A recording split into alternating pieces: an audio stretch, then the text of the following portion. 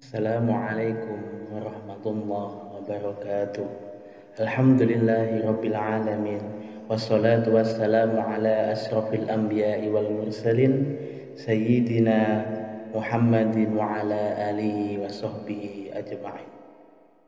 Rabbi syrahli sadri wa yassirli amri wahlul 'uqdatam min lisani yafqahu qawli. Amma ba'du. Yang terhormat kepada Bapak Dr. Muhammad Shodiq MPDI selaku dosen pengampu yang insya Allah dirahmati Allah Subhanahu wa Ta'ala. Pertama-tama, marilah kita senantiasa memanjatkan syukur kehadirat Allah Subhanahu wa Ta'ala atas limpahan rahmat, taufik, hidayah, dan inayahnya pada kita semua, di mana hingga kini kita masih diberikan iman, Islam, dan kesehatan. Tak lupa pula salawat dan salam, semoga Allah senantiasa mencurahkan rahmat pada junjungan kita Nabi Agung Nabi Muhammad Sallallahu Alaihi Wasallam beserta keluarga dan para sahabatnya, yang mana beliau adalah Nabi yang membawa syafaat Allah, dan mudah-mudahan kita selaku umatnya mendapatkan syafaat pula di ila yaumil qiyamah. Amin amin ya rabbal alamin. Langsung saja saya akan membawakan sebuah tema yang berjudul pendekatan dalam memahami agama Islam.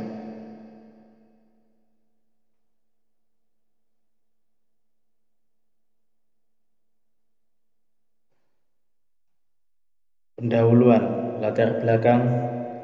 Dewasa ini kehadiran agama semakin dituntut agar ikut terlibat secara aktif dalam memecahkan berbagai masalah yang dihadapi umat manusia. Agama tidak boleh sekedar menjadi lambang kesalahan atau terhenti sekedar disampaikan dalam khutbah, melainkan secara konspektual menunjukkan cara-cara yang paling efektif dalam memecahkan masalah. Tuntunan terhadap agama yang demikian itu dapat dijawab manakala pemahaman agama yang selalu ini banyak menggunakan pendekatan teologis normatif dilengkapi dengan pemahaman agama yang menggunakan pendekatan lain yang secara operasional konspektual dapat memberikan jawaban terhadap masalah yang timbul. Dalam bab ini akan mengkaji berbagai pendekatan yang dapat digunakan dalam memahami agama. Hal demikian perlu dilakukan karena melalui pendekatan tersebutlah kehadiran agama secara fungsional dapat dirasakan oleh penganutnya. Adapun yang dimaksud dengan pendekatan di sini adalah cara pandang atau paradigma yang terdapat dalam suatu bidang ilmu yang selanjutnya digunakan dalam memahami agama. Dan di dalam makalah ini dibahas tentang pendekatan sosiologis, psikologis, historis kebudayaan, dan filosofis. Untuk lebih jelasnya pendekatan tersebut dapat ditemukan dalam makalah berikut. Pendekatan sosiologis. Pendekatan Sosiologi adalah ilmu yang mempelajari hidup bersama dalam masyarakat dan menyelidiki ikatan-ikatan antara manusia yang menguasai hidupnya itu. Sosiologi mencoba mengerti sifat dan maksud hidup bersama, cara terbentuk dan tumbuh serta berubahnya perserikatan hidup itu, kepercayaannya, keyakinan yang memberi sifat tersendiri kepada cara hidup bersama dalam tiap persekutuan hidup manusia. Sementara itu, Suwirjono Swekarno mengatakan sosiologi sebagai suatu ilmu pengetahuan yang membatasi diri terhadap persoalan penilaian. Sosiologi tidak menetapkan ke arah aman sesuatu, seharusnya berkembang dalam arti memberi petunjuk-petunjuk yang menyangkut kebijaksanaan, kemasyarakatan dari proses kehidupan bersama tersebut. Di dalam ilmu ini juga dibahas tentang proses-proses sosial, mengingat bahwa pengetahuan perihal struktural masyarakat saja belum cukup untuk memperoleh gambaran yang mengenai kehidupan bersama dari manusia. Dari dua definisi terlihat bahwa sosiologi adalah suatu ilmu menggambarkan tentang keadaan masyarakat lengkap dengan struktur, lapisan, serta berbagai gejala sosial lainnya yang saling berkaitan dengan ilmu suatu fenomena sosial dapat dianalisis dengan faktor-faktor yang mendorong terjadinya hubungan, mobilitas sosial, serta keyakinan yang berdasari terjadinya proses tersebut. Pendekatan filosofis. Secara harfiah, kata filsafat berasal dari kata philo yang berarti cinta kepada kebenaran, ilmu, dan hikmah. Selain itu, filsafat dapat pula berarti mencari hakikat sesuatu, berusaha menautkan sebab dan akibat, serta berusaha menafsirkan pengalaman-pengalaman manusia. Dalam Kamus Umum Bahasa Indonesia, Purwadarminta mengartikan filsafat sebagai pengetahuan dan penyelidikan dengan akal budi mengenai sebab-sebab, asas-asas, hukum, dan sebagainya terhadap segala yang ada di alam semesta ataupun mengenai kebenaran dan arti adanya sesuatu. Pengertian filsafat yang umumnya digunakan adalah pendapat yang dikemukakan Sidi Ghazalba. Menurutnya, filsafat adalah berpikir secara mendalam, sistematik, radikal, dan universal dalam rangka mencari kebenaran, inti, hikmah, atau hakikat mengenai segala sesuatu yang ada. Pendekatan historis. Sejarah atau historis adalah suatu ilmu yang di dalamnya dibahas sebagai peristiwa dengan memperhatikan unsur tempat, waktu, objek, latar belakang, dan pelaku dari peristiwa tersebut.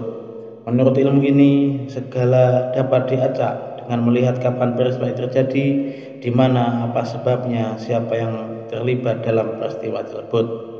Pendekatan kesejarahan ini amat dibutuhkan dalam memahami agama, karena agama itu sendiri turun dalam situasi yang konkret bahkan berkaitan dengan sosial masyarakat.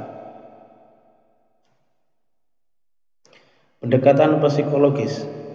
Psikologi atau ilmu jiwa adalah ilmu yang mempelajari jiwa seseorang melalui gejala perilaku yang dapat diamatinya. Menurut Zakiyah Darajat, perilaku seseorang yang tampak lahirnya terjadi karena dipengaruhi oleh keyakinan yang dianutnya. Seseorang ketika berjumpa saling mengucapkan salam, hormat pada kedua orang tua, kepada guru, menutup aurat, rela berkorban untuk kebenaran, dan sebagainya merupakan gejala-gejala keamanan yang dijelaskan melalui ilmu jiwa agama. Ilmu jiwa agama, sebagaimana dikemukakan oleh Zakiyah Darajat, tidak akan mempersoalkan benar tidaknya suatu agama yang dianut seseorang, melainkan yang dipentingkan adalah bagaimana keyakinan agama tersebut terlihat pengaruhnya dalam perilaku penganutnya. Pendekatan kebudayaan. Dalam Kamus Umum Bahasa Indonesia, kebudayaan diartikan sebagai kegiatan dan penciptaan batin, akal budi manusia seperti kepercayaan, kesenian, adat istiadat, dan berarti pula kegiatan usaha bakil atan akhirnya untuk menciptakan sesuatu yang termasuk hasil kebudayaan.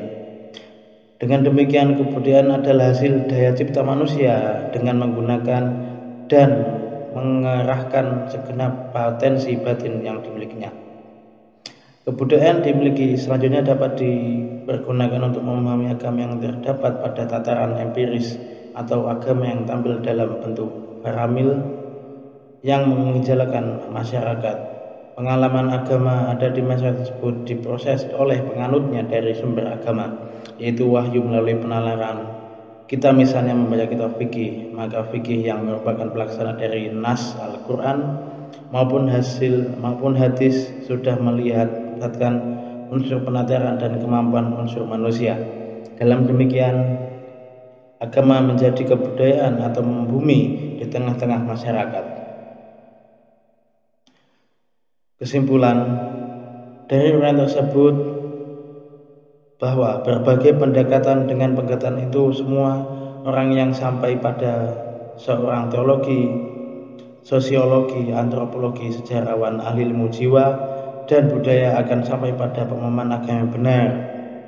Di sini kita melihat bahwa agama bukan hanya monopoli kalangan teolog dan normatif belaka, melainkan agama dapat dimahami oleh semua orang dengan kekatan dan kesanggupan yang dimilikinya. Dari keadaan demikian, seorang akan memiliki kepuasan dari agama karena seluruh persoalannya hidupnya mendapat bimbingan dari agama.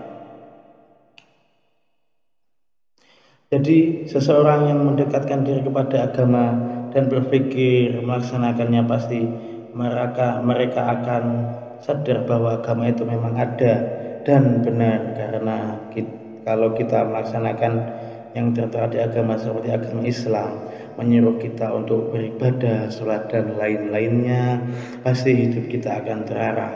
Sering berjalannya waktu dan menjumpai peristiwa lainnya, pasti mereka akan berpikir bahwa agama yang dia lakukan itu tidak kosong, dalam arti tidak ada makna.